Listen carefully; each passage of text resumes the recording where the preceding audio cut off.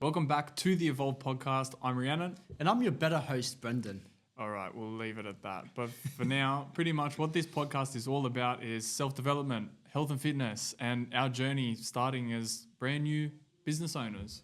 Let's go. Make sure that you share this around because I'm telling you right now, this is the best podcast you've ever seen. Enjoy, guys. Ciao. You know what we need in here? Sound deadening. What's You're that? getting some, aren't you? Yeah, my dad has some sound deadening. It just like stops the reverb from Oh, happening. the foam. Yeah. The Yeah, foam yeah. things. Yeah. So like the Yeah. sound just is a little bit more sharp. Yeah. I don't know where we're going to put it though, just behind that wall. Yeah. Yeah, I think Behind so. the guest wall. I actually don't know how it works, but You can be our designer. mate, I don't- He's like, To ask yeah, I for reckon that. it'll work. I've just seen in producing Yeah, studios. In they're producing fucking everywhere, studios. so Yeah, that's what I mean. Yeah. whether you put it there or the other. Oh, far out. Yeah, so there's some good content coming out Yeah. as of recently, like the Yeah. Moe stuff, and I want to see more of it. But is there going to be like set days, or are you just going to free flow it? Nah, it's gonna be Sunday and Tuesday will be the educational stuff, and then Thursday is gonna be like the content to drive people to the page. Yeah, okay. That's gonna be the idea. Yeah. A bit more direction to your page. That way it's structured too. Because if I have structure, then I know I'm going to kind of have to follow it. That's why I got my business coach as well. It's the same as like a bodybuilding coach. Yeah. That way you have someone, because I already kind of know what I'm doing. You know, I did it all last year by myself, but it's different when you have someone just to fall back on Yeah. or just to be like, hey, you're falling behind. Yeah. Make sure you're doing your shit, Yeah. which isn't the case in my case. Does it remind you a little bit about school? Like not getting a teacher, but getting someone that's like willing to help you? Yeah. Not like school, stuff Not, school. not like school, Yeah, not like school. but like the same concept.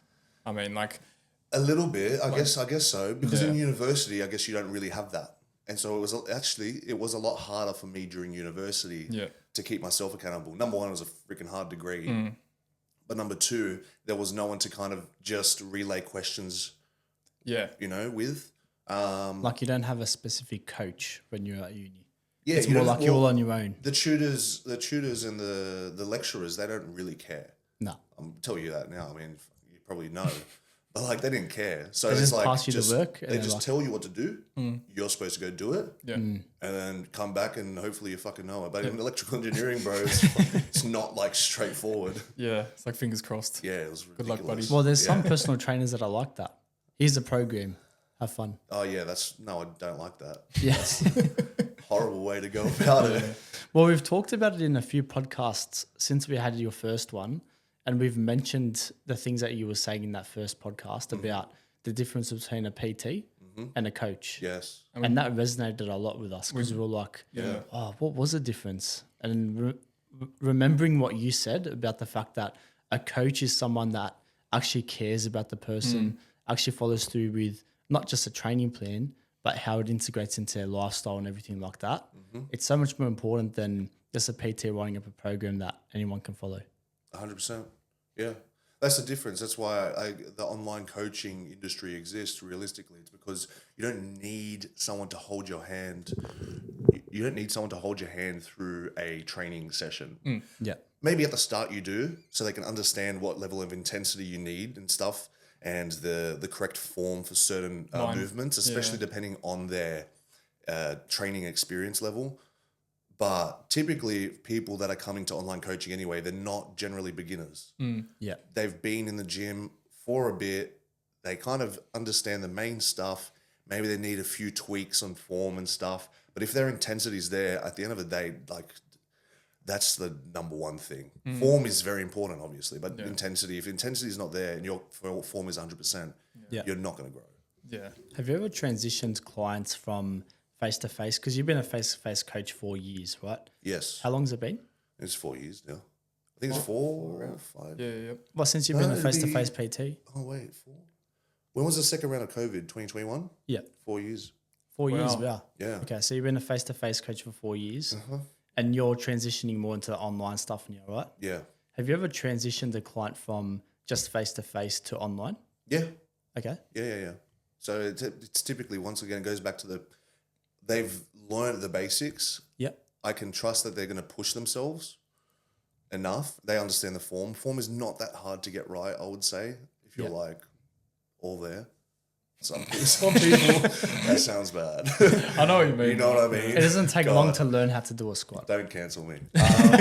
What I'm trying to say is, basically, like if you've got some level of coordination and a little bit of practice, Yeah. you'll get it. Like it won't take too long. And it's repetition. Yeah. Like just keep doing the right thing over and over again, and you'll build up that. Exactly right. And then you can change what? You can change the exercises here and there, but realistically, the movement It's always patterns the are same all thing. very similar. Yes. They're always doing some type of squat or push or pull, whatever it is. Exactly. Yeah. So I've transitioned a few people from face-to-face to online. Doing the online, though, that's not to say that I don't do face-to-face as well, because some of the online boys, what I'll get them to do every now and then, I don't tell them to, but if they want to, the opportunity is there for them to come in, do a session with me so they can tighten up on like whatever it is. Generally, it's going to be leg days. Most people can't push themselves as hard on a leg day. Yeah. So then they come in. I had one of the boys come do this last week, and I killed him. We got halfway through the session, and he started being a little bit quiet. This is the real stuff. Yeah.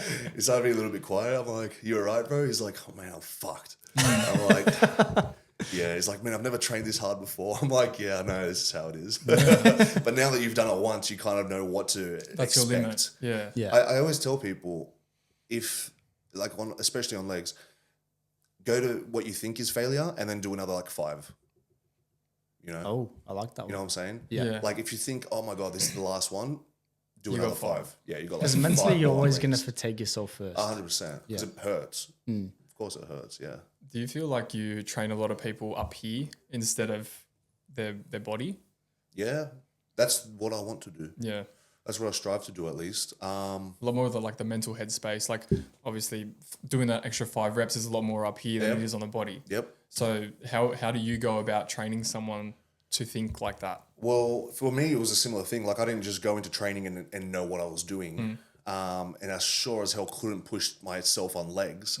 So then where it came down to was repetition and practice of doing that and trying to push yourself past those limits.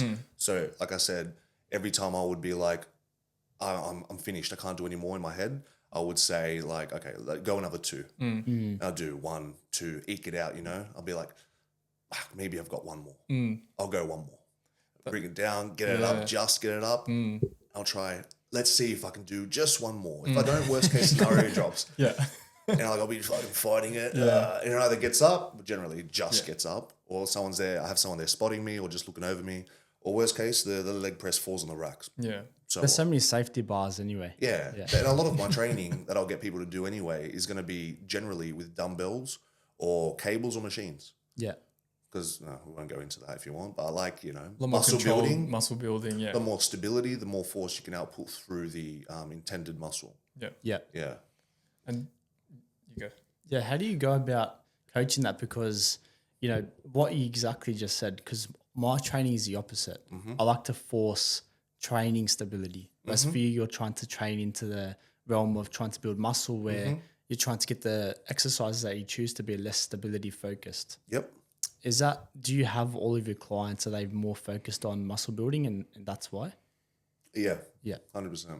But if someone comes to, the thing is as well, it's like I said, it is person dependent. If someone's coming to me for, lifestyle coaching or, just a general lifestyle change and they want to just make a change to their body, then I'll use those other things as well, especially like sporadically, like for variety. Yeah.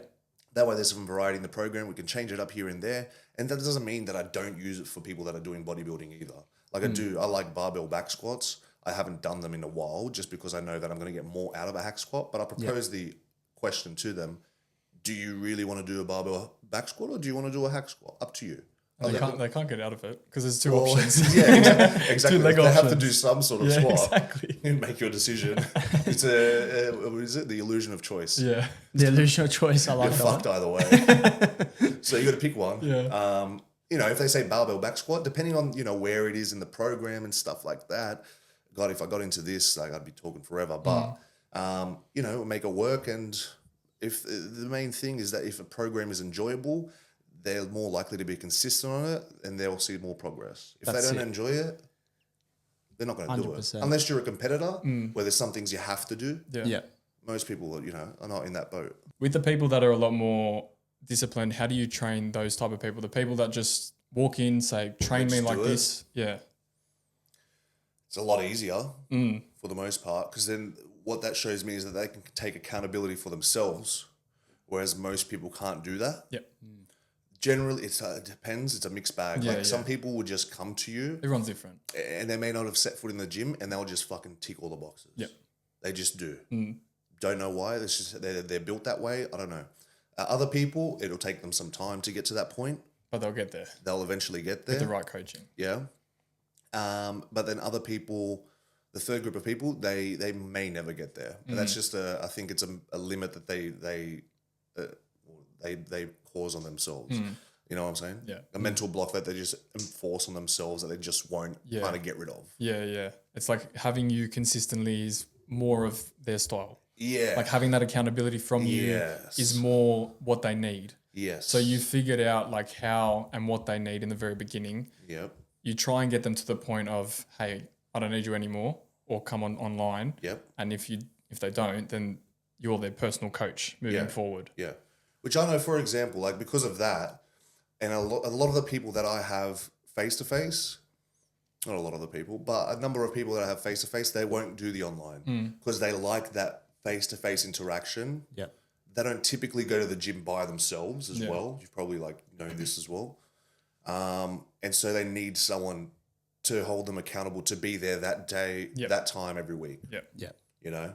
And there's a lot of people that are like that. There are, and I think generally you'll find them more so in the commercial gyms, like in Fitness First, which is where most of my client base, well, it all originated from there. Yeah. Yeah.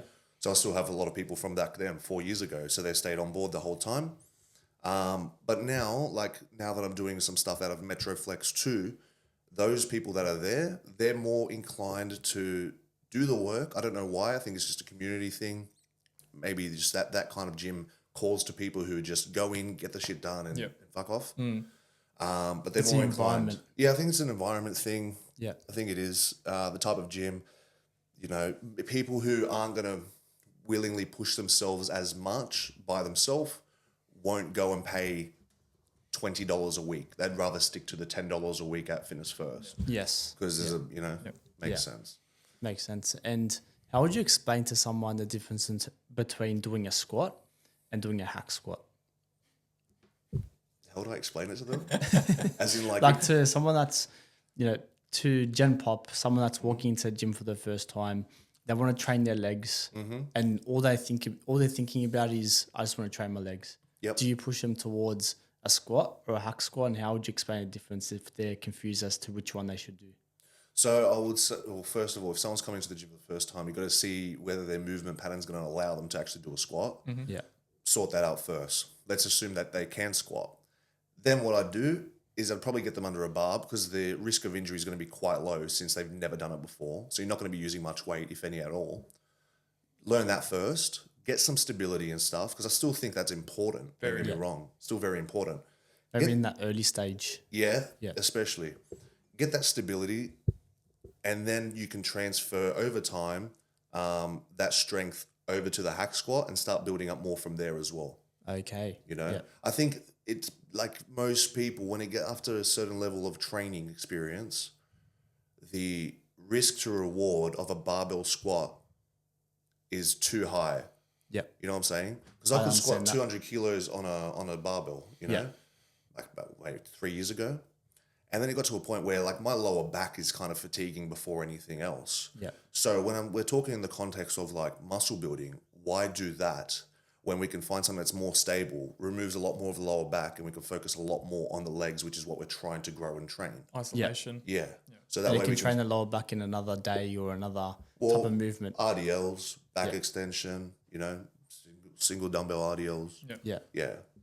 So you can do it through that as well. I wanted to pull up, well, obviously for the people that are watching this is the second time you've been here. But I wanted to go back onto... He doesn't like that. Oh, no, I know. I don't like that. And it's our podcast. Lucky I like being here. Yeah. Oh, shit, I'm scared now. I wanted to go back on how you became a personal trainer because I feel like you had a very, very important story to tell. And it was a very influential story for us to listen to. So I feel like people would actually like to hear, like what actually made you become a personal trainer today. Okay. So I'll go through it again. Yeah. I'll try to keep it a little bit more succinct at this time because Yeah. I think I definitely started rambling. But anyway, It was a good ramble, but thank you. Yeah, it was. Sadly, we don't have that content. I know. No, we'll go through it again. So essentially, people that do know my story, people that are close to me and stuff, they all know kind of that I was very quiet, not quiet person, but I was very reserved, I had social anxiety and depression in my teen years, going into like 18, 19 years old. Anyway, there was a flick of the switch moment at one time where I just realized something needs to be done regarding that, because I couldn't go into social settings and stuff and have conversation, because I always felt like I would be judged for what I said, or maybe what I said isn't funny, or people think I was stupid for my, whatever I was saying. And there were times where, for example, we'd be in a group setting, me and my friends, and I would say something that I thought was like funny, like I'd make a joke, and no one would laugh. And then someone would say the same thing like a minute later, and everyone would laugh. And I'm like, bro, what the fuck's going on here? Like, this is so, this is so dog. Outcast feeling. Yeah, but it would probably come down to a little bit. I just didn't say it enough, so people didn't hear me, things like that. Just because I always was aware. So, like, what's the word? Overanalyzing everything that I would do. Like overthinking. Sort of. And that's essentially where it comes down to social anxiety. It comes down to overthinking a lot, to the point where it kind of just cripples you. So there were environments and instances where I would be one-on-one with people, or like in a group setting, and I just wouldn't know what to say, and I would just literally choke up. I actually wouldn't speak. Just pure silence. silence. There are a few moments that I recall where I genuinely, like, I just couldn't. I can't explain it to people unless you know. Yeah. But I just couldn't speak. Like there was something heavy sitting on my chest every time I tried to. Anyway, so something had to be done.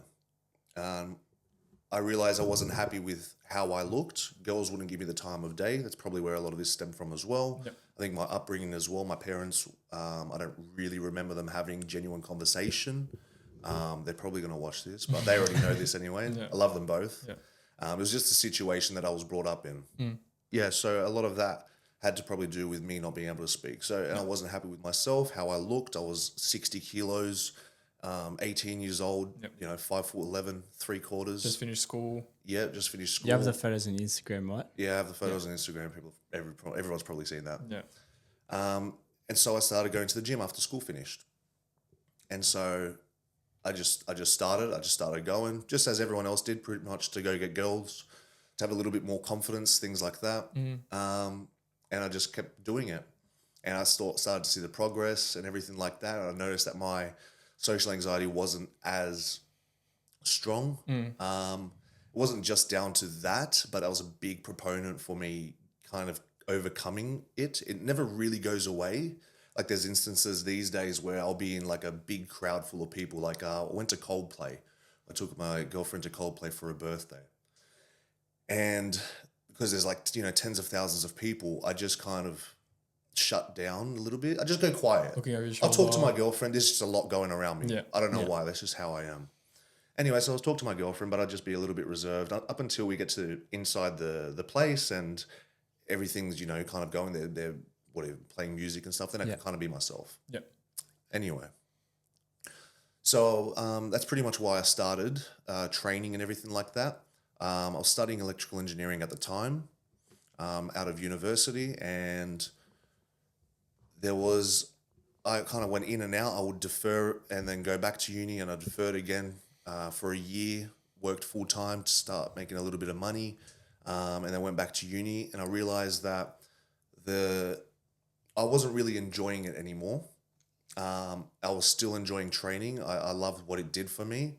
A lot of self-reflection that encompassed as well through those 3-4 years from the time that I started to about this period of time. It was probably around 21, 22, I think. Just trying to better myself. And so essentially there was this one time I was having a shower, and I think it was just after a day of doing a whole heap of study. And I realized that I was not enjoying what I was doing. I wasn't enjoying the studying part of it. I wasn't being able to make friends because I actually made a few, but in a lot of the classes, a lot of the people that were in there just didn't really want to talk and try and make friends. Whereas like if you do like a business course or something, I know Everyone wants It's to be like friends. networking. yeah, 100%. If you do a business course, everyone's going for beers after Yeah. class, Yeah. you know. Whereas I was in this course and I couldn't really connect with anyone. I would try and talk to people and try and make friends, but they just didn't have it. Their own Probably the bubble. demographic, right? I think so as well. We won't get racist or anything. No, no. Won't cross any line. There were definitely a lot of international students in there, but even some of the other people that were just from here and stuff. Whether it was a social thing, because electrical engineering is you have to be pretty intelligent to And do pretty it. straight as well. Yeah, and like not have anything else to do with your time, which is fine. Like if they enjoy it, obviously. But That's their thing. that's Obviously. their thing. But your thing was training, and, and you I was started realizing enjoying that. training, yeah. Yeah. And so I was in the shower and I was like, I really want to do something to, that I'm going to enjoy, but something that's going to be fulfilling. I realized that obviously training and stuff helped me get out of those dark periods, It where was a passion of yours. it was a passion of mine. I noticed how that made me a better person. Yeah. It was impacting my life in only positive ways. And I wanted to be able to help people get to that point as well, with whatever the shit they're going through. If they feel, bad about themselves because they just don't have That confidence or whatever. the it is. confidence, their mental health isn't well. I wanted to kind of get into that realm and help people make the change like I did. Yep. And so I don't know if it was that day exactly or it was around that point of time where I was just like, told my parents, I'm like, I'm dropping out of uni. Yeah. I want to do this. And they were telling me, oh, Big move. yeah, of course, Greek family, Vlogs. Yeah, there's no chance they will allow that to You happen. stay in school, mate. Yeah. I didn't. I was the little black sheep, I think. Essentially, I dropped that bomb on them. They're like, no, you can't do that. You got to get a proper job. PT and stuff is only a side gig. I never met anyone that did like full-time PT.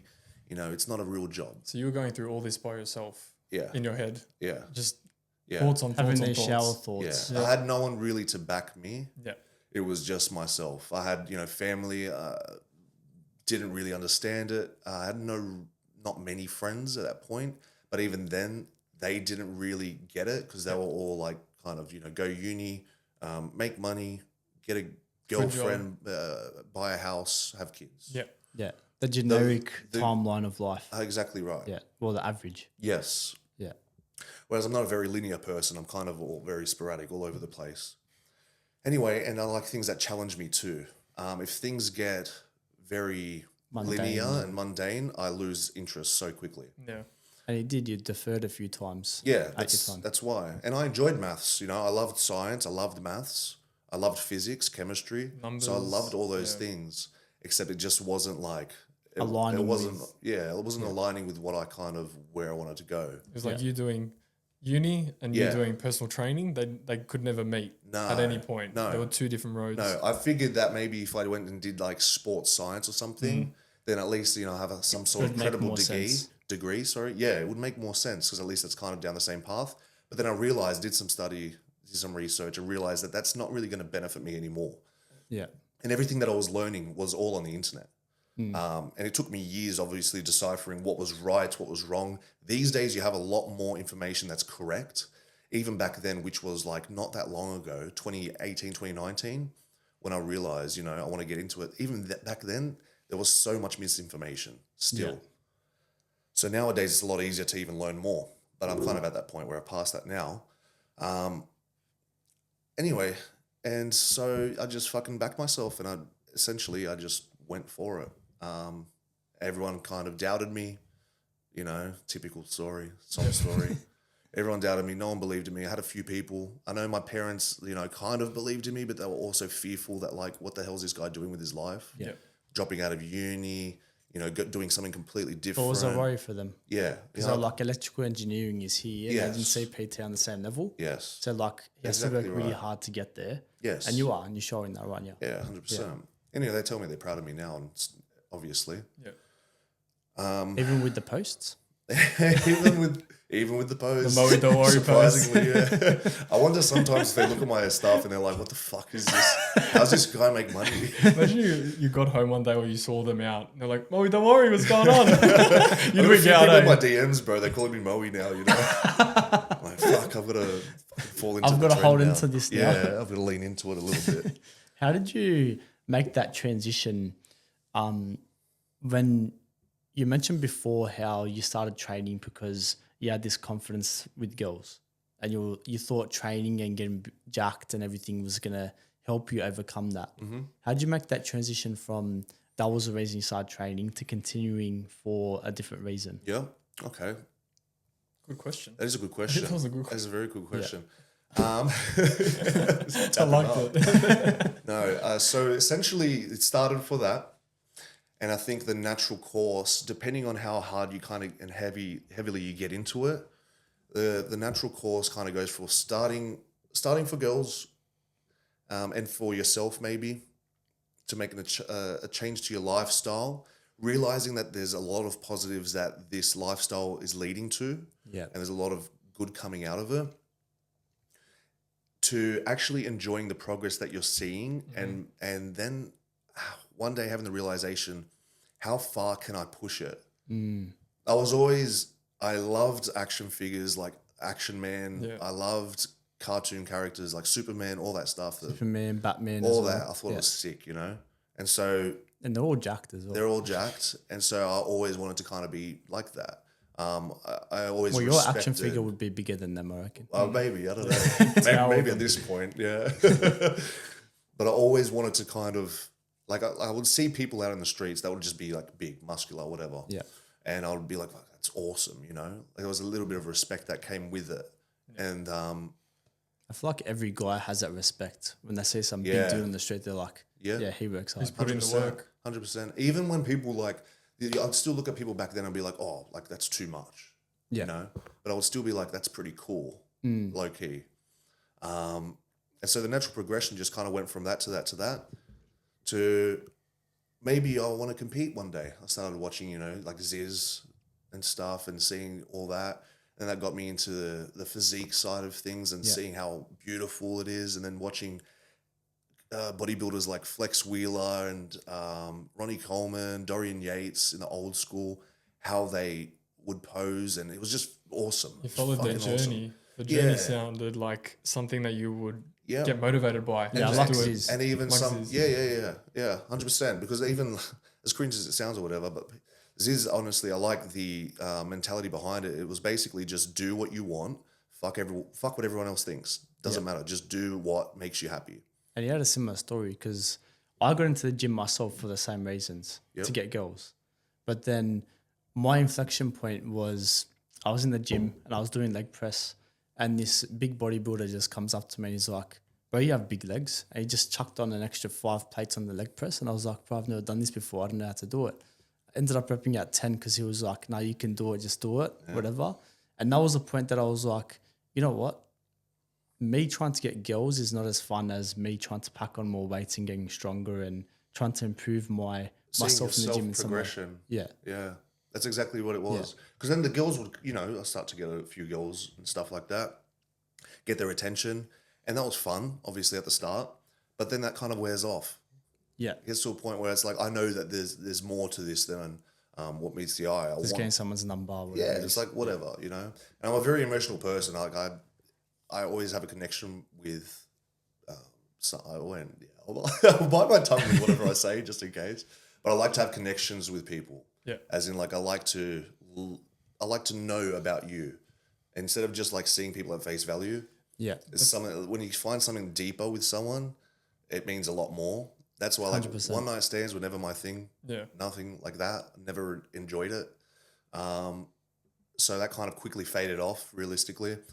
And then I started veering more into, you know, I had a girlfriend at that point and stayed with her. And then I was just enjoying the self-progression realistically.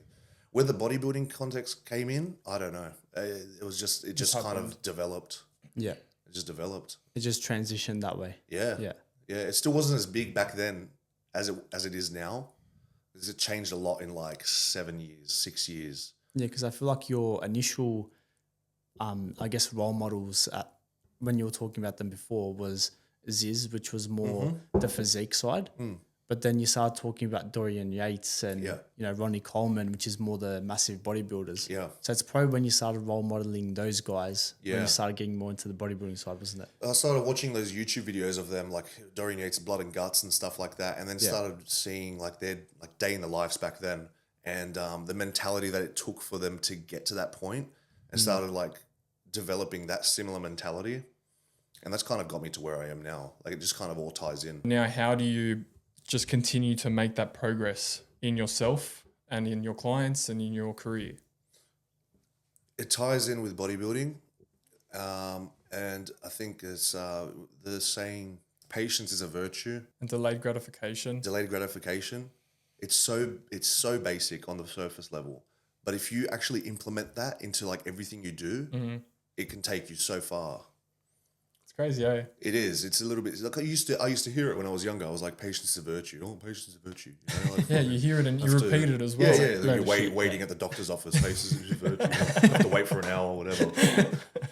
But then, like, if you actually apply that to things in your life that you want to grow and achieve and progress at, then you just do it. You just put the blinders on and do it. And that's not to say that I haven't had days where like, or weeks even, where I've not doubted myself. I've never doubted myself. Just a roller coaster. But one of those, this is a roller coaster of emotions. It's not linear. It's just you don't know what's going to happen. You just got to keep backing yourself, keep doing the work to get yourself from point A to point B, and from point B to point C, all the way down the alphabet. And you don't know when the next letter is going to come. You don't know when it's going to come. You just got to keep believing in yourself. Could take a week, could take a year. Cut off people who don't believe in you. Back. Yeah. And isolate. I don't want to say isolate yourself. Maybe isolate yourself. Hey? Like learn about yourself. Learn about yourself. And yes, don't let people hold you back with their idea of what you should be doing. Yeah. I think the important thing you said there was backing yourself. Yeah. A lot of the progress that you see is only because you back yourself. Yeah. It's not because you back, the best running horse. It's not because you back Batman. Like it's none of that. It's you. When it comes down to the mental side of things, like I've been through the dumps, man. I've never had, money or a silver spoon in my mouth or any opportunities handed to me. You've worked for it. I've solely just worked for it, and I'm still not where I want to be or where I could be. But I've just worked for it. So when people come to me and they have the defeatist mentality of like, oh, it's too hard. Why? But why is it too hard? Do you ever just slap them in the face?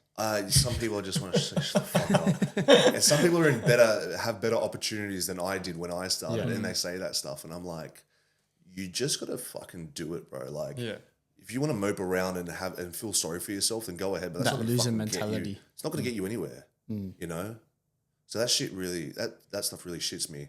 So with my clients and stuff, I always try and take them out of that mentality and try and reframe it. For not only your sake, but for theirs. Yes. Yeah. 100%. It's a win-win there. Like you have to make things a win-win. 100%. Yeah. We were just speaking about this before you came in. Yeah. About coffee. While you were making the coffee, we were talking about how coaches can really go out of their way to provide a free consultation or provide some advice. And there's those people that sometimes they just disappear. Yeah. Where do they go? Yeah. As in clients? As in clients or potential clients. Where do they go? Do you know where they go? I can't Apparently tell you. there's a magical wonderland called the North Pole that they just disappeared to. Oh, is that what you guys were talking about? They get to the North Pole? Yeah. Oh, it may not be the North Pole. It may be somewhere else, mate. I don't know. I feel like they What do you think it is? Because there's reach out because they're interested, right? They have this problem that they want fixed. So they do a little Google search and they're like, oh, let's find a PT near me. Or they find Molly Don't Worry on Instagram. Yeah. They're like, oh, let's make an inquiry.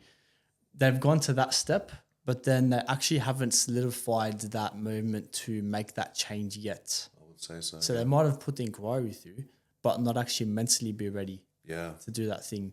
Because a lot of people don't like asking for help or asking for handouts. It's true. They like to... There's this like lone wolf mentality. Yeah. And that's the uni thing, right? People go to uni and then they're just given this work and they're like, go do it. Yeah. You're on your own. There's no coaching. There's no one holding your hand. But at the end of the day, people only grow by working in teams, Yeah. working together, Yep. not working on your own. I agree. And it's really hard. But as coaches, we try to enforce that or teach that upon people. Yeah. But if they don't listen, it's up to them. Yes. I think the teams thing as well, it can be like literally like you two, for example, are in a team. Yeah. For me, my team would be my girlfriend, the people that believe in me, my People you've girlfriend, surrounded yourself with. my parents, my brother, Yeah. those close friends of mine who like really actually truly believe in So what important. So important. I do. 100%. In the bodybuilding context, it would be like my physio, my masseuse, my coach, my for work, it'd be my business coach. Though that's my team. So whether it's actually like a physical team or whether it's like you have these people around you in different areas that like help you get to where you want to get to. Oh, 100%. Fuck, Yeah. I love that. That's Yeah. fucking perfect. Yeah, when 'cause- I said team, I didn't mean like physically, No. like business partner or anything like Yeah, that. I know. yeah. I figured My that. team would be like my family as well, and Yes. my girlfriend, all that type of thing. They work together in unison to build up all these parts of your life. Yeah. In a way. It's crazy. Like you have so much control of who you surround yourself with. And that's another thing that we always talk about is you are the 5 people you hang around with the most. Yep. And you choose those 5. And you choose that. It is a choice. Yeah. It is a choice at the end of the day because like At a certain point, because before you're 18, sometimes you can't choose who your parents we are. can't see. Oh, Yeah. yeah. Sorry. Yeah. You can't Well, choose you who your can't, parents you are. Yeah. No. I thought you were going to say friends. Like you can't choose who your friends are, but you can at 18. Yeah. I think that's kind of when I did actually. Yeah. That's that when I made shift. a big change. Yeah. And even then now, actually, a lot of those boys, like I train some of those boys now. Oh, from no my way. yeah. Oh, you train them now? Yeah, from my friend group. And some of them I've Did you cut them off at a period I of time? cut off my whole group that I was hanging out with at that point, just because I saw at that time where they were going down, Yeah. Different rabbit hole to yours. completely different, and like cool for them and stuff. But I couldn't. Just to me, maybe looking back on it now, I could have done a better job of it. And now I've talked to them about it and stuff now. Yeah.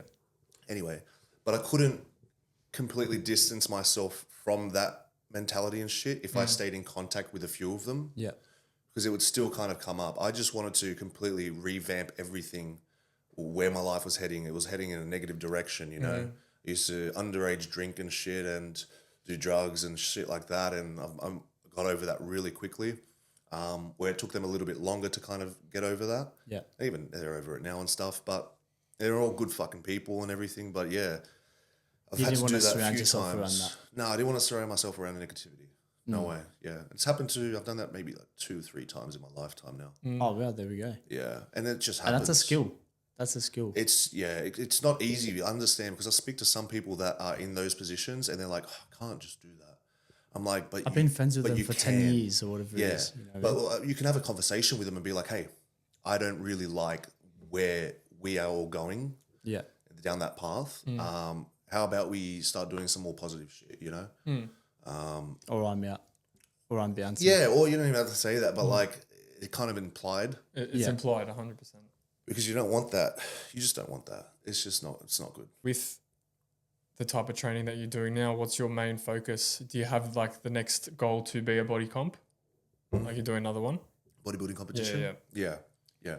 Whether that? that's in October or April, I'm not too sure. Yeah. Yeah, but we're aiming right now. My sights are set on competing in October, and then wherever the cards fall and stuff like that, it may be pushed back to the other season in April. Yeah. Because right now, as always, is kind of, to be honest, is like main focus is business. I love competing and I love everything like that.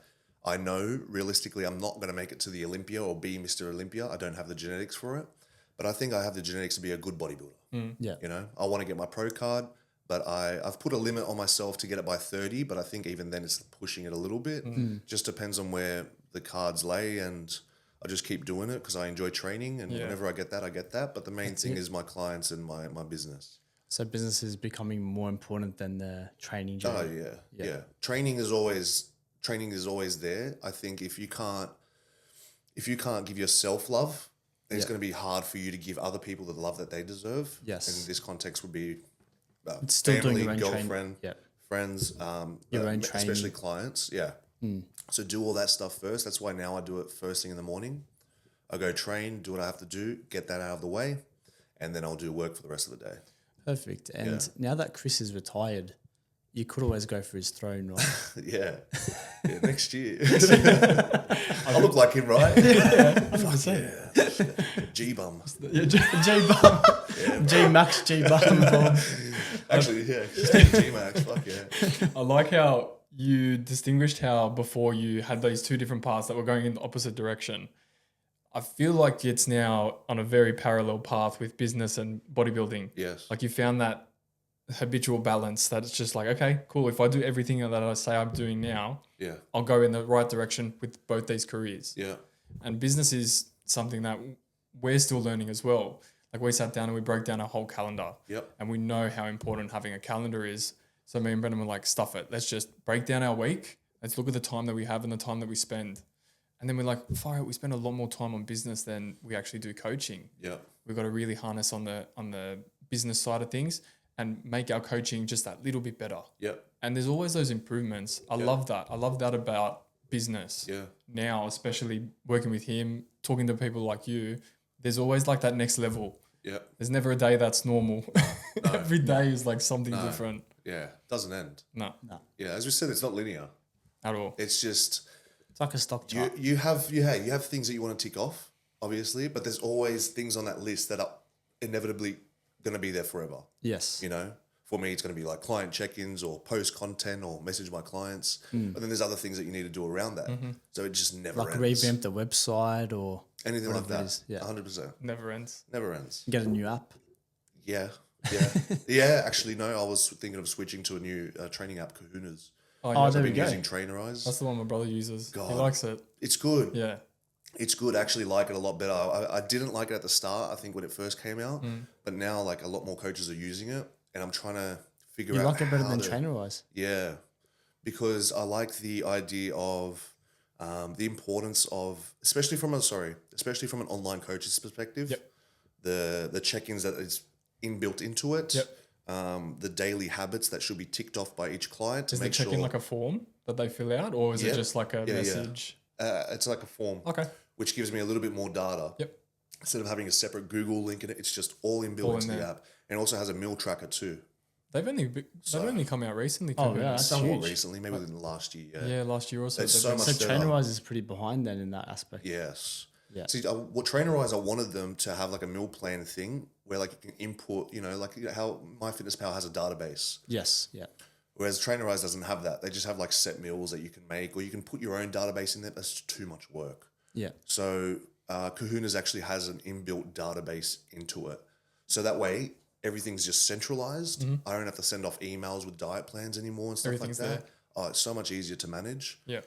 So I'm just trying to figure out how to bloody Work convert Make that like transition. 40 people onto that. So then you still have that 40 list. Even if you want just 30, you've still got 40 people on that list. Yes. Yeah. Yes. So it's a little bit more manageable. Yeah. It's like a CRM in a way. What is it? What's a CRM? Customer Relations Manager. Yeah. So everything's sort of inbuilt in Yes. Kahunas. That's mad. yeah. So it just makes it a lot easier. So I'm trying to figure that out actually. But yeah. How do you go about, obviously you're doing the bodybuilding, you're doing comps, you're running the business and you're trying to grow both at the same time. How do you go about, because I've talked to a lot of people that do multiple things at once and they're pretty successful at those things. How do you go about managing your time in those two areas? Because I feel like there's a lot of time involved in bodybuilding, plus also the business as well. Yeah, there is. Time management. So last year was a bit more of a shift more towards business than it was bodybuilding. Yeah. I had this conversation with one of the boys that's also a bodybuilder and has his own coaching. And we were saying that I don't think it's possible to be 100% in both. Yes. It's just not. Unheard of. Yeah, because then you're trying to optimize your sleep with bodybuilding, your sleep, your eating, your steps, your train, just all that side of things, training and recovery. And then your business, you're just trying to maximize as much as you can do. Yeah. Deliver quality to obviously clients, and then around that, just get shit done. So I kind of had to give up a little bit of time last year with the bodybuilding stuff. So I would train like 4 days a week instead. Yeah. Still making progress and stuff, but I had a few niggles and stuff which kind of set me back. I was just kind of cruising. Yeah. So you toned it down a little bit and upped the career. Yeah. Yeah. Whereas now, actually, the career is kind of the business and stuff, all that work has kind of found a nice sweet spot Yeah. where I was able to bring the training back up. Okay. Yeah. So I don't know if you want to say both are 100%, but they're both pretty Balanced. Pretty high, pretty balanced. Yeah, very good actually. The reason I say that is because we've had someone on the podcast that was competing at international level for Muay Thai Yep. and also was playing for, the NRL women's team and was also studying as a dietitian too. So she was doing very big things in her life, but she was managing her time in all those 3 departments. Yep. And I was sitting across from her and I was like, how are you managing success in 3 different departments at once? And she said her whole life was structured to a T. Yeah. Her calendar was full from 5 a.m. till like 10 p.m. at night. Yeah, it has to be. Yeah. It has to be. Yeah. What did she say? Win at all costs. Yeah, win at all Yeah, I costs, like something like that. Yeah. 100%. Sometimes, but sometimes it's so hard for those to do those 3 things, 100%. But sometimes something has to give. Yes. Yeah. Sometimes She something has she to did mention that though. Yeah. That Okay. eventually something would give. Now she Yeah. doesn't do that anymore. It's either that or you're burning out. Yeah. Yeah. And we won't get into that because I know on the other podcast. There's a book there if you want to read it. Burnout. So do you believe I know in enough burnout? about it. Oh, yeah. Oh, you do? Yeah. Yeah. Yeah. Your brother Yeah. doesn't. You've Really? Yeah, he doesn't. I thought believe it was you that didn't. I don't either. He doesn't Yeah. either. So me and Billy I agree with think- each other. It's just you and me, brother. On this side of the couch. Well, have you been burnt out before? Yeah, in the Oh, past. you have? Okay. It would have been. I put up a story about it the other day, actually, when I was talking about stop fucking complaining about your shitty life and do something about it. Because when I was at uni Yeah. doing a full-time electrical engineering degree. I was working on the side doing I think full-time at Macca's, or it was part-time Macca's and also a wedding reception. Oh, yeah. Okay. Um, So it would have been big hours between the two, right? yeah, it was overnights as well. Oh, lovely. Those things. I was playing soccer, and then I was training. You were playing bodybuilding. soccer as well. Yeah, Yeah. I wouldn't go to the training sessions, but I would go to the game. Yeah, yeah. Yeah, That's still like 3 hours a week. yeah, Minimum, yeah. It was ridiculous. not including driving and stuff like that. Yeah, and then trying to do that while studying for electrical engineering, mate, You would have it was tough. seen that brick wall and just not known what to do. Yeah, so something had to give, and I think it was. Your brain.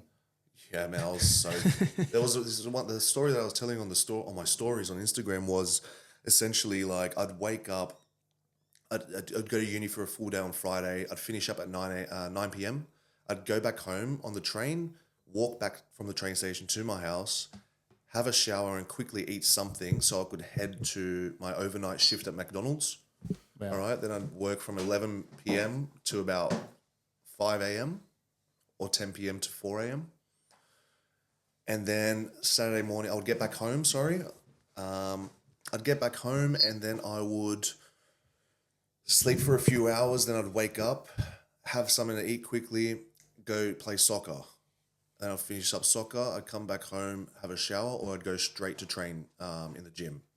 Wow. All right, horrible for nutrition recovery. Yeah. But I didn't know much back then. Imagine you had You a weren't roof. sleeping, you weren't eating. Yeah, I was trying to eat what I could, but I wasn't getting enough sleep. No way. I would have loved to see your whoop back then. Oh man, It just reds everything. Red recovery. Yeah. Yeah. Sleep. And then I would finish up training. I'd go back home, and then we'd have something to do. Obviously, I was a bit younger, so I would have some things to do with family or whatever my mum or whatever my dad wanted us to do, go do it, because they were divorced. So I would spend like 1 week there, 1 week at the other. So that's a big fuck around too. So the time that I would have with them, I wanted to spend with them to make them happy. Then I'd come back home and have a little bit of time to have a little bit of a nap, and then I'd get ready and then go back to work to do another 10 p.m. to 4 a.m. shift at McDonald's. wow. Jesus. And then I think Sunday I would train as well. But other than that, I would kind of rest. And then the whole kind of cycle repeated again from Monday to Saturday. It was ridiculous. And then I'd be working, in the wedding reception from like 12 p.m. Till maybe 4. to like 2 a.m. Oh, shit. Oh, wow. Yeah, Okay. sometimes it was a bit shorter, but it always finished at like 2 a.m. That's a huge week. And Yeah. how long do you feel like you were doing that before you got burnt out? I was doing that for a bit, but something had to give. And I wasn't enjoying the McDonald's thing because I was just fucking cleaning up everything place. Yeah, doing the overnight. Yeah, I was fucking cleaning up the whole shop, like literally washing dishes and everything you could imagine. So I kind of quit that, and then I think I took up another shift at the wedding reception or whatever it was. Anyway, so it didn't last long, but fuck me, I was like, that was rough. That really built up. Sorry to cut you off. That really built up a real structural routine for you, Yeah, and sounds like it looks like you've copied and pasted that into your journey, Essentially. your career. essentially. That's why, like, if you Like have hardworking. if you don't have anything, and I never wanted to rely on my parents. Not that they even had the financials to allow me to rely on them. They definitely helped where they could. Like, they fucking, I love them both. They're great. But I never wanted to rely on them. I always wanted to get myself to where I wanted to be. So I was a little bit stubborn in that way, but also it was also helping them out. So I'd pay for my groceries. I'd pay for, my insurance, everything. Yeah. I'd pay for everything. So all the money that I was making, I wasn't really keeping any. Yeah. And that You're actually, passing that on to your family and everything. I was passing it on to, well, I'd be using it myself so that my family wouldn't have to fork out for me. Yeah. So I didn't think it was fair, especially trying to undertake all this bodybuilding stuff when they didn't have the funds for it, for them to pay for my groceries, for example, Yep. Yes, yeah. let alone my insurance for my car or my petrol. What age was this that you had that like recollecting moment that was like your time to start being an adult and paying for your groceries and 19, 18. okay. So that's when the Started from bodybuilding there. journey started. It started from there. And then it just kept getting harder and harder up until I got to the point where I was doing PT. And even then, it never ends. Yeah. So that's when you would define that you burnt out then. Yeah, probably. Yeah. And that's when I gave up the fucking McDonald's. Yep. So when So you were that burning relieved out a little bit. of pressure sort of thing. Yeah, a little bit of pressure there. Yeah. And I still worked hard, obviously. Okay, so the reason I don't think it's a real thing, right? Yeah. This is my thoughts. I don't think it's not a real thing. All I think is that it's talked about so much in social media that I feel like a lot of people are just soft. They're using it as an excuse for not pushing themselves That to that is next true. level. You know what I Yes. mean? And you made a good point when you were talking about the leg training. When you have clients walk in, they never push themselves at the same level Yeah. you push them Yeah. as a coach. So do you not feel like some people need to hear the word burnout less and more push yourself and find out what your limits are Yeah, 100%. before you start thinking that, oh, agree I'm with burnt out, I'm working Yes. hard. I agree Yes. with that. That's 100% true. Yeah. Most people only push themselves to a point that they're a little bit uncomfortable with, Yes. They won't cross that line. where you can push past that. Yeah. But to find out, like, you have to have no time to yourself. And That's I think very that's true. the point when you're like, holy fuck, then Something needs to give. something needs to give. Yeah. Yes. Because that's where it was for me when I was doing all of those things, and I was like And you literally had no zero time to myself. Yeah. Let alone the girl who I was dating back then. All the time that I did have to myself, it was to spend with her, so that she That's wasn't still not time angry. for yourself. And it's still not time for yourself. And I like my the word that Alone I've- time. solitude. Yeah, I liked my time alone to be able to, well, especially now, to be able to do things for work and business, but just to have that kind of relief. I agree with you on that because that's Yes. like you push yourself to such a limit that you say I'm burnt out. But then once you've actually Yeah. accepted that you have been burnt out is when you start making changes to not get burnt out again. Yeah. Yeah. Yes. And that's the people. Look, I Most agree people are with you. just soft. yeah. Doesn't want to agree. He looks right at me. That's true. It's like some people are soft. They are. But that is kind of true. Yeah. It is very true. Most people don't want to push themselves to where it's uncomfortable. Yeah. And you can say that in training, they'll Yeah. never push themselves to failure. Yeah. Because they're scared. Yeah. It's not fear.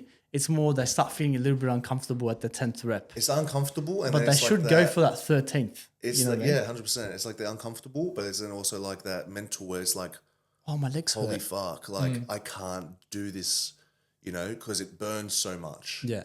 But I'm going to injure physically- myself. Or whatever it Physically, is. you can. Yeah. You can do three, four more.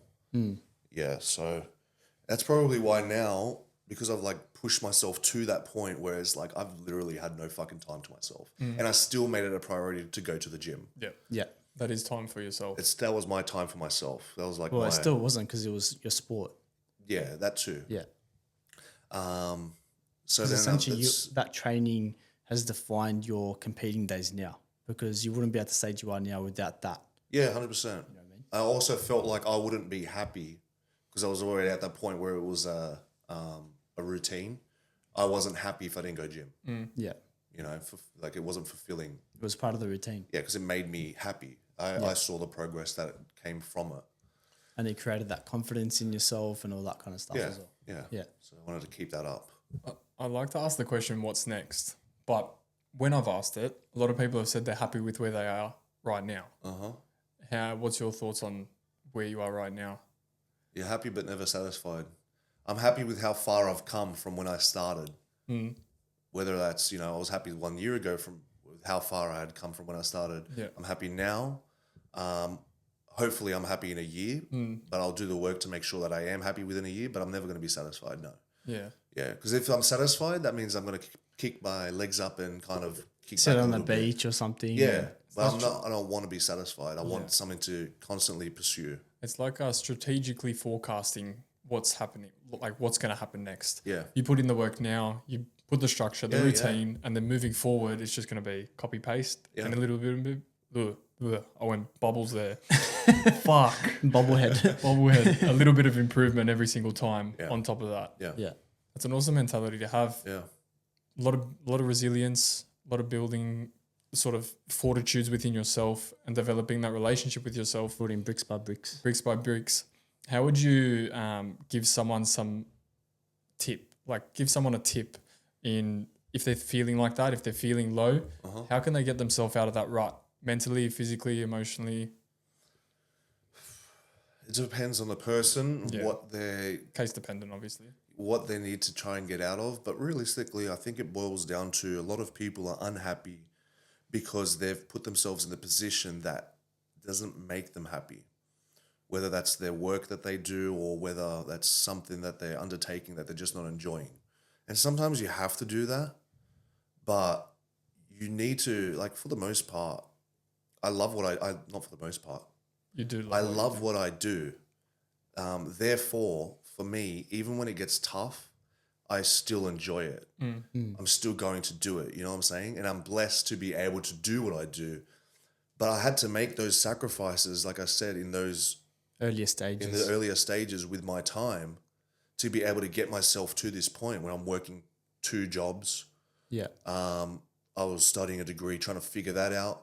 And then I stopped that and pulled out and went in headfirst into personal training and then was working with that too. Wasn't making a good income because I was working shitty jobs and I had to suffer. I didn't have money. I was living paycheck to paycheck, if you want to call it that.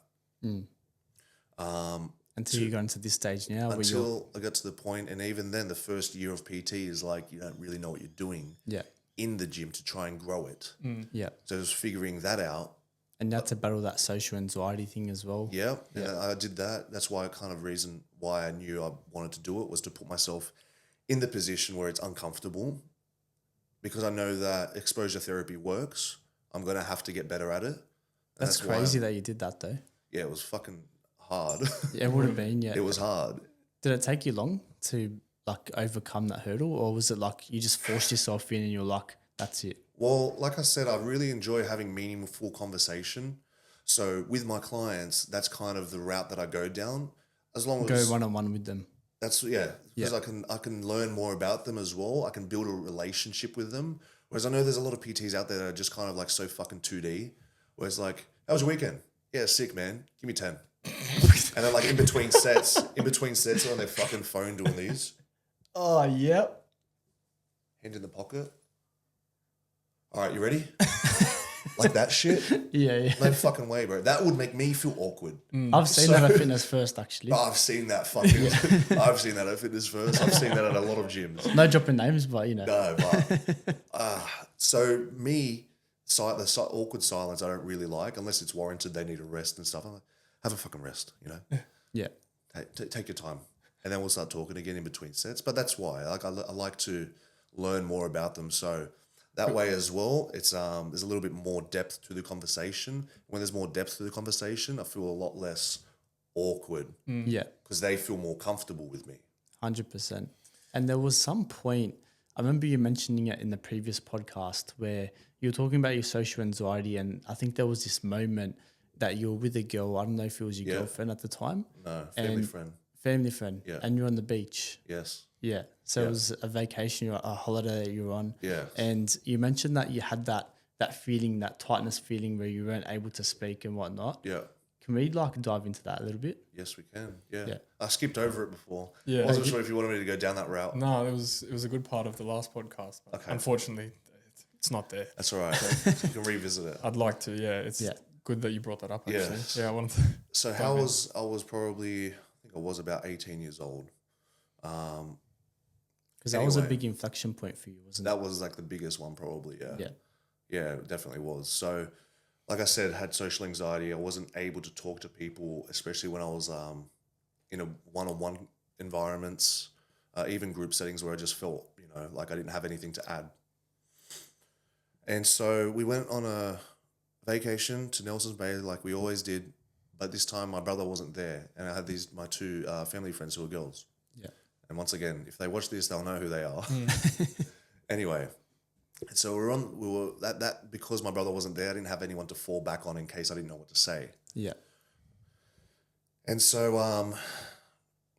we were on the beach and whatever, and I remember there was they were chilling there. We were all chilling together, and I just knew I wasn't being myself. And I think that overthinking of, oh my God, they know that I'm being weird. Yeah. They're gonna think I'm a fucking weirdo. Now I can't say anything because I don't know what to say because I'm overthinking it. It's like a battle inside your own head. Yeah. Yeah. And so I didn't know what to say, just to have conversation, which is crazy to think about, but I just didn't know what to say anyway. And so I just kind of wanted to say something, but it, like I said before, it felt like there was like something grabbing my chest, like something sitting heavily on my chest. And I just started like having a panic attack essentially, just to myself. And I went over to my mum and I just started sobbing, just crying. And she's like, "What's wrong?" And I just said to her, I was like, I think I need to go see a psychiatrist or a psychologist. I don't know what's wrong with me. And then she was like, it's okay. I let out my cries a little bit. And I think I went back to them, and I think because I cried and I let it out and I told someone, it made it a little bit better. And so I was able to actually have a little bit of conversation after that. Yeah. It was the acknowledging that there was something wrong, and talking about it. Yeah. And that leads back into mental health, which is kind of like why I started all this shit too. And I want to get more into the mental health sector of things with the business and stuff too. I want to do like, whether it's lectures or just talking to people or podcasts, I don't know. Yeah. I want to get more into that because... Well, you're talking about it right now. Yeah, we are talking about it now. But you see like the statistics on men with suicide, it's like pretty high. Yeah. And a lot of it comes down to people, just guys especially, just don't know how to talk about their problems. And so that eats them up inside and it leads to something bad, Yeah. And so that was me for a while. And because I finally said something, I felt almost relieved, even though it was just to my mum and I haven't even talked about it properly. Anyway, so we ended up getting back to Sydney, and soon after we went to the doctor, started bawling my eyes out, crying to the doctor. And it was one of two routes you could go down, right? It just depends on the doctor you get, whether they're a good one or not. One will just prescribe you drugs. The other one will actually enforce you go speak to a therapist. Yeah. And my friend at the time, who if he watches this too, he will know who he is. But he went for the similar reason, depression, kind of anxiety. And his doctor gave him drugs, I don't know what it was. Zoloft, I think that's one of them. Zoloft or Ritalin, those ones. That's ADHD. That's ADHD. Completely different thing. Anyway, so his doctor gave him that, and I was thinking to myself back then, I was like, fuck, yeah, I really want like the drugs just to help me get over it. Like a Band-Aid fix. Yeah. Well, I thought it was just going to fix it back then. I didn't know much. Anyway, and my doctor was like, okay, you're going to go have 10 sessions with a psychiatrist, free of charge or whatever it is. And I was kind of like, oh, fuck, I just want the quick fix. You thought that was a long route. Yeah. I ended up going to him. I think it ended up being about the third session in. And there was some things that he said to me that kind of just hit me. And one of them was, or what I took out of one of the sessions was essentially, no one's going to be able to fix this issue but me. No amount of talking to someone's going to fix it. It's about doing something about it. So what am I going to have to do to get over this issue? And I was just thinking to myself about this stuff. And essentially it came down to putting myself in these uncomfortable situations, which was being in social environments, one-on-one or a group of people. And still being able to be yourself in those moments. Yeah. And whether even if it wasn't that, even if I kind of put it on, just to kind of get through conversations and say what I wanted to say. Like a fake it till you make it type Kind thing. of like that in a way. And it's not exactly fake it It's till you make not. it. It's not fake it. I was still myself for sure. Yeah. But you like fake confidence until you actually feel yourself in a way. Yeah. And I will do that with, like I said, one-on-one situations, with group situations, with girls, because that always used to get me as well. Like, what if a girl thinks I'm weird for what I say? Now I don't give a fuck. You know what? You know what I'm saying? Because realistically, I've come to realize, if you can't be yourself with a girl, then they're not the one for you anyway. What's the fucking point? Who cares? Exactly. And same with friends, same with friends as well. Yeah. If Doesn't you matter can't be who it is. yourself, who gives a fuck? Yeah. You know? They're not your people. They're not my people. Exactly right. Yeah. So when you had the therapist and everything, you mentioned that there was a point where you were having the sessions, you were opening up, you were talking, but your biggest takeaway from those sessions was the fact that you need to put yourself in those uncomfortable situations. Yeah. And that was the only way you were going to actually progress with it. It was like a sink or swim type of mentality in a way. But is that what you would teach people that came to you with a similar problem?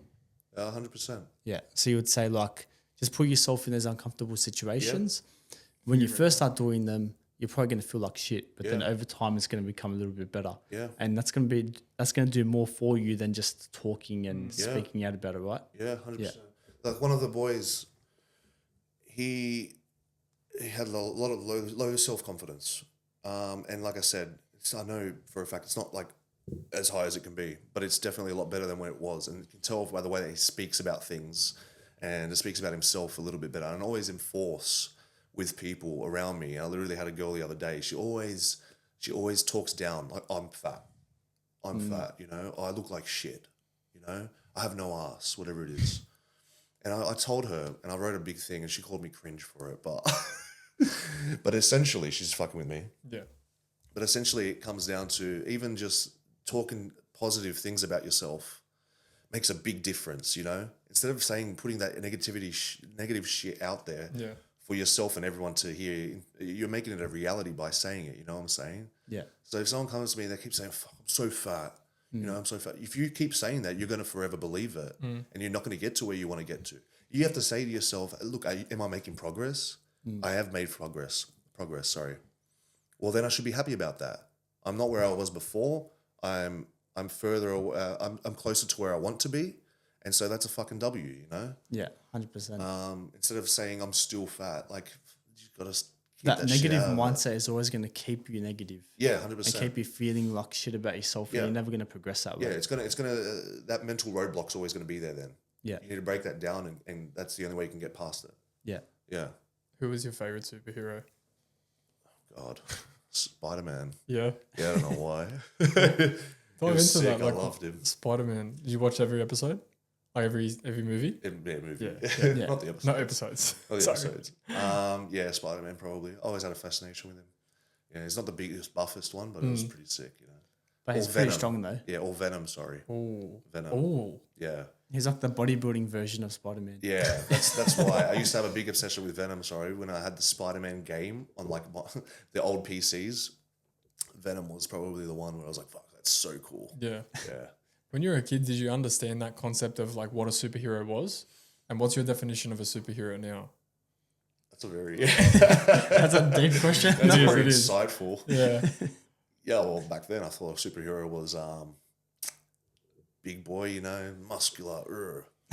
But then you realize it's kind of about saving people. Yeah. Whether that's physically or mentally. It can be either one. That's cute. I like that. So you can apply it to both. Oh, wow. Yeah, so I'm getting flushed. trying to become So would you say you're a superhero? Oh God. As a coach? Don't do that. You're a superhero for yourself, Bob. God, put that one as the title. Yeah. What superhero are you? No, I always wanted to be a beacon of light for people, though. I always wanted to be someone who... I like that. Thank you.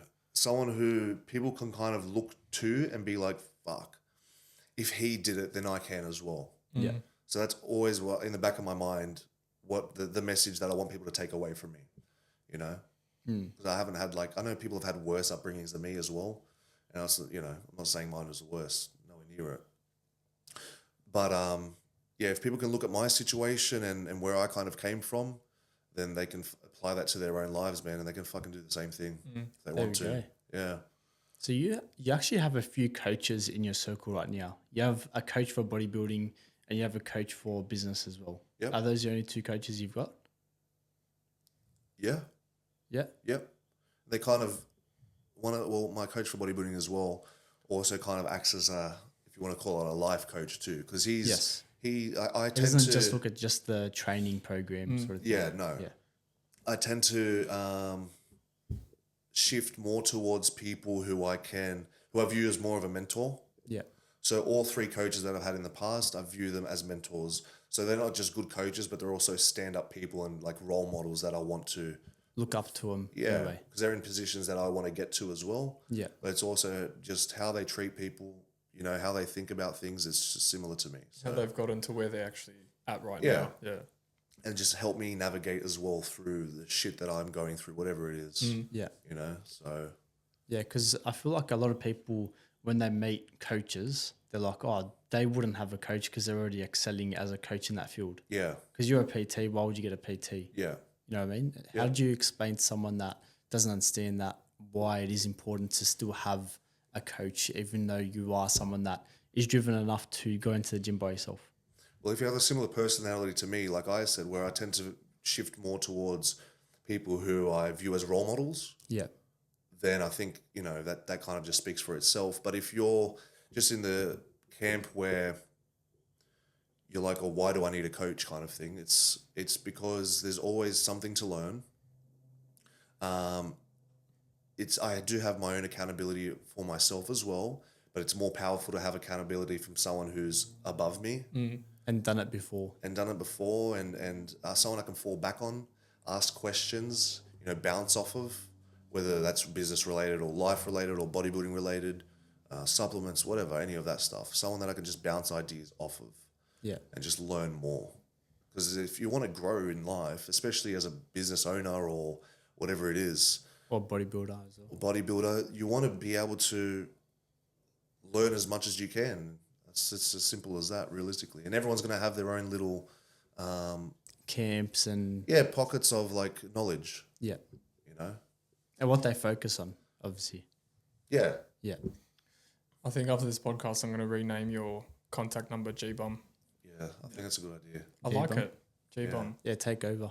Do you want like a half naked photo of me posing? Please. All right.